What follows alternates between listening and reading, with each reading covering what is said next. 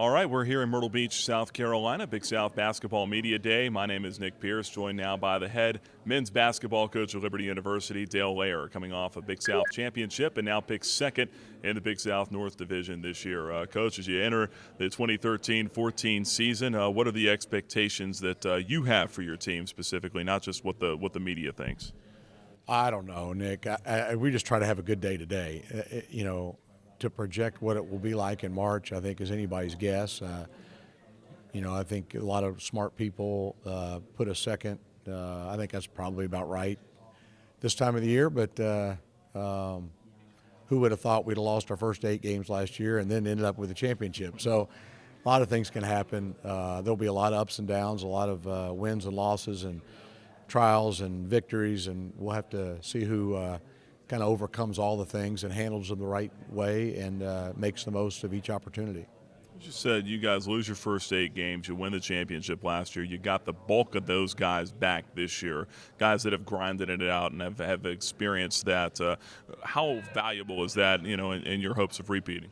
I think it's very valuable. Anytime you bring experienced guys back, that's really good. And, we got 6 seniors and 2 juniors of being probably projected to be in our top 10, and that's a lot of minutes, a lot of games, a lot of points and rebounds and assists that have been accumulated, and that's a really good thing. I think it helps us to move forward quicker. But I think sometimes those guys will also go, well, I've learned, I've seen this, I've done it, I've heard that, I've experienced that. Maybe they get a little stale. We haven't to this point, but we have to handle adversity. You have to handle success. You got to handle what's thrown at you every day. I think these guys have done pretty much that, but we'll see.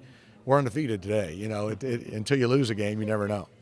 How challenging has it been with the, and it sounds weird to say that way, but with the extra practice times getting started earlier to keep the guys, especially veteran guys, in tune with everything from the day-to-day? It's a little bit of a challenge. It's longer preseason. They get more days off, which is good, but you don't have to cram everything down their throats like we did in years past. So that's been really good. I think it's healthy. I think it's better for coaches, better for players, better for academics. So those in the NCAA who made that legislation, I think, is really good. So, but it is they're tired of each other right now. They're really tired of me. They would like for me to be in Myrtle Beach for about a month right now. Just eating cookies, but I can't find any cookies. I think you had the last one there in the lobby. But I saved you a couple. Okay. So you had 14. There's 2 left. Exactly. But it is a grind. But a couple weeks from now, we'll get cranked up, and then it'll be an excitement that only the season can bring. John Caleb Sanders, tremendous run through the conference tournament. He, along with Devon Marshall. John Caleb trying to get back healthy now. I believe it was an ankle injury with him. How is he looking as far as getting back on track for the season? Yeah, he had ankle surgery in April, and he's not 100%. He's not been cleared to practice all the way yet, but he's slowly getting back, and I imagine he'll be able to be back in the swing of things pretty soon. But, it's you just want to handle it appropriately. You want to not rush him back. You don't want to do anything that would jeopardize his whole future and season. So we're being pretty cautious with him, but he's chomping at the bit. He wants to play. He's a competitor. We need him. And he forms a really good backcourt with he and Devon.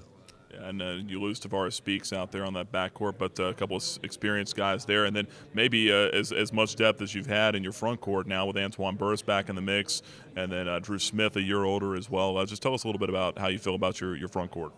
Yeah, Antoine and Joel and Sami and JR and Andrew and Tomas, all guys that, Flames fans will recognize.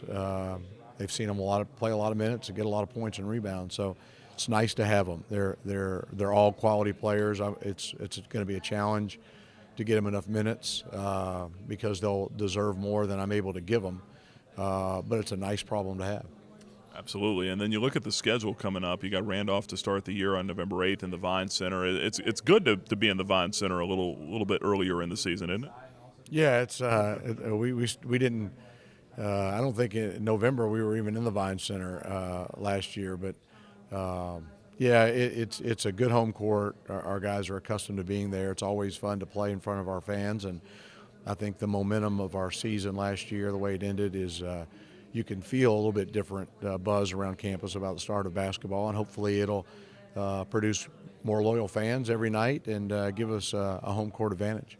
And then lastly, some challenging road games as well. Teams like UVA, and then you go to Missouri as well, and then play in the tournament over Thanksgiving. Where do you want to see your team get to before you tip it off here and start to get into the thick of that?